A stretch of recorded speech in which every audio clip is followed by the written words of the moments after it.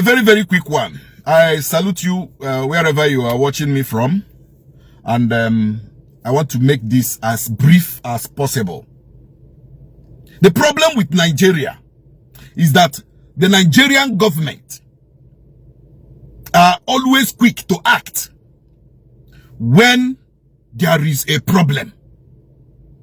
And they are always quick to act selectively when there is a problem.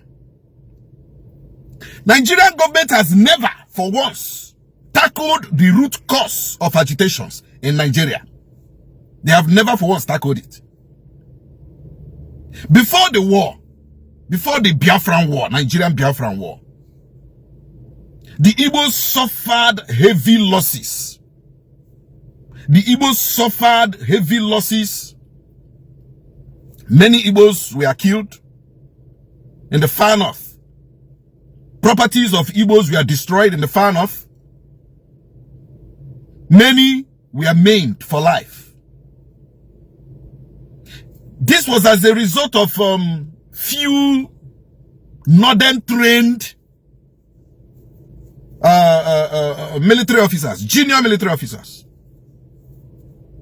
whose ideology was to topple the government and install Awolowo as the president. To install Awolowo that was imprisoned as the president. But after that coup, led by Kaduna Zogo, they tagged it Igbo coup. And because they tagged it Igbo coup, by July 1966, there was a counter coup that took the life of Aguiyi, Fajuyi, and many top military brass from Igbo nation. It didn't end there. The war started, and over 3 million babies, children of Igbo extractions were strangled to death by starvation because of the so-called policy of Wolowo to use starvation against the Igbos. Now, since after the war till today, that same marginalization, that same abnormal political structure, that same abnormal social structure, that same abnormal economic structure is still being used against Igbo. After the war, Igbos lost millions in pounds. They lost thousands. They lost hundreds. Because the government of Nigeria then decided to just give every Igbo man, is it two pennies or what? Or 20 shillings? Even if you have £1 million, even if you have $2 billion, the federal government then just decided to give every Igbo man pro rata 20 shillings or so. The Igbos suffered to start from the scratch again. In a nation they have built, in a nation they also structured, in a nation they also helped in getting independence for. The Igbos started from the scratch in 1970. The Igbos started from the scratch in 1970. Negating whatever it is that they are being subjected to. Ignoring whatever the Nigerian government, the Nigerian nation is subjecting them to. They started from the scratch. The Igbos went to work. They put the war behind them and started from the very foundation that nothing was laid on. The Igbos started from the scratch. From 1970 till about middle of 1980s, the Igbos became another powerful tribe to be reckoned with when it comes to economical empowerment. But that does not stop the very marginalization that the Igbos have faced since after the Civil War. And this marginalization has denied Igbo top military positions, top police positions, top paramilitary positions. This has stopped the Nigerian government tactically, knowingly or unknowingly, denied Igbo the slot to powerful national economic empowerment. The Igbos have suffered politically in this country, and they are still suffering economically in this infrastructural wise. The Igbos are still suffering in this country. And these are marginalizations. These are the things that gave root to agitation. These are the things that gave power to agitation. These are the things why the Igbos are agitating. Treat us as you are treating others. Give us what you are giving others. Do to us as you are doing to others. A very simple request. A very simple request. Beckoning on justice for all. Justice for Ala Igbo. Justice when it comes to political allocations. When it comes to political positions, when it comes to economic positions, when it comes to social positions, when it comes to national positions. Give us, do unto us as you are doing to other tribes, other ethnicities in this country. That was the basis for agitation. You cannot beat a child and tell that same child not to cry. You cannot push somebody to the wall and allow the person to be pinned to the wall and the person will not react. Agitation because of marginalization. That is the reason why Igbo in this country called Nigeria are saying, do unto us as you are doing to others. Look at the retinue. Look at the history. Look at the roll call of who is who or who was who in Nigeria. Since this country was created, since this country got independence, you will find out that even before the war, Igbos were occupying echelon positions politically. They were occupying pontifical positions economically, even in the military, even in the police, even in the paramilitary, even everywhere before the war.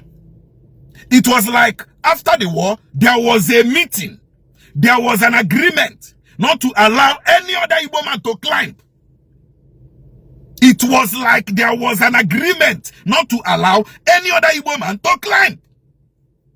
Since after the war till today, Igbos have only occupied the vice presidential position in this country under Shehu Shagari. Since then, it has been struggling and struggling and struggling for Igbo. Igbos are struggling politically in this country. Igbos are struggling economically in this country. Igbos are struggling socially in this country. Igbos are struggling. Yet they say we are one Nigeria. And yet, the only tribe that has ever proved that they believe in one Nigeria are the Igbos. An Igbo man will go to Kano and build a hotel and build an industry and build a factory and even employ Kano indigenes in that same industry or factory. An Igbo man will go to the how do I put it? The bushiest village in Bronu and build a business. An Igbo man will go to Taraba and build a business. An Igbo man will go to Adamawa and build a business. An Igbo man will go to Taraba, will go to Kwara, will go to Gombe, will go to Kelbi and build a business. An Igbo man is everywhere in Nigeria, showing the spirit of oneness. But yet, what does an Igbo man get in this Nigeria? Marginalization. No Hausa man can come to Imo State and build a hotel or open a business. No Yoruba man can come to Imo State or go to Anambra State or go to Enugu State and open a factory and a business. They don't do that. They take it to their states. They take it to Lagos. They take it to Ogun. They take it to Kwara. They take it to Osho. They don't open businesses in the southeast. But an Igbo man will open a business in Yoruba land. Will open a business in the north. Yet, you people don't see him as somebody that believes in one Nigeria. Yet, you people are so happy to marginalize him, to insult him, to castigate him. You people relieve the relics of the war. You use the war to insult Igbo, those trying to break up from Nigeria. Have you asked yourself, why are they always agitating to break up from Nigeria? Have you asked yourself, why are they always agitating to break up from Nigeria? Are you treating them well and they are saying they are breaking up? Are you giving what due to them, and they are saying they are breaking up from Nigeria? Are you treating them as you are treating others, and they are still insisting they are breaking up from Nigeria? Are you giving them the quota that are desirable for them? Because in every employment in the federal service, there must be a quota for every region. Are you people giving it to Ndibo, and they are complaining? And yet, these same people that has contributed so much in billions, these same people that has contributed so much to the economy of Nigeria are being treated as nobodies. And yet, when they complain, you jail them. When they complain, you arrest them. When they complain, you maltreat them. When they complain, you attack them. Python Dance 1 and 2 began the problem, the latest problem that culminated into why Nnamdi Kanu was jailed. Python 1, Python Dance 1, and Python whatever Dance 2. Nigerian government negated the principles of dialogue. Nigerian government did not look at the root causes of why these people are agitating. Why are they agitating? You didn't look into it. But you are quick to send your military. You are quick to send your soldiers. You are quick to quell down the agitation, to kill innocent Igbo youths, to do this, to do that. You are very quick to do that. But you will not ask yourself, why are they agitating? Can't we address why they are agitating? Can't we sit at a round table and talk about why these people are agitating? Is their agitations justified? It's about justice. It's about justice. Our people say, do unto us as you do to other tribes. The positions you give to a northerner is also good for us. The positions you give to a Yoruba man is also good for us. Why can't you give it to us? Don't we have people that are professionals? Don't we have people that are qualified? We do. But yet, Nigeria looks at Ndibo from a mirror of Ndemerinaga, those who have been defeated in war. They look at Ndibo from the perspective that they are agitators. And you expect somebody that is being marginalized to keep quiet forever. No. Jailing Nnamdi Kanu will not stop the agitation. Jailing Nnamdi Kanu will not stop the agitation for a better Southeast, for a better Igbo land. It's not about jailing Nnamdi Kanu. It's not about jailing anybody that begins the agitation. Jailing somebody is like a surface kind of a treatment. Get to the root. I say again to Nigeria, get to the root. Look at injustice you have done to Ndibo. Look at how you have peddled Ndibo. You have matched Ndibo. Look at how you have used Ndibo as a rag in this country. Agitation will not stop. Agitation will not stop until justice is served. Until you do unto us, Igbo people, as you do to the Fulanis, to the Northerners, and to the Yorubas. There is no need using the law that only works on criminal blames, punishment, and whatever. The social foundation of this country is terrible.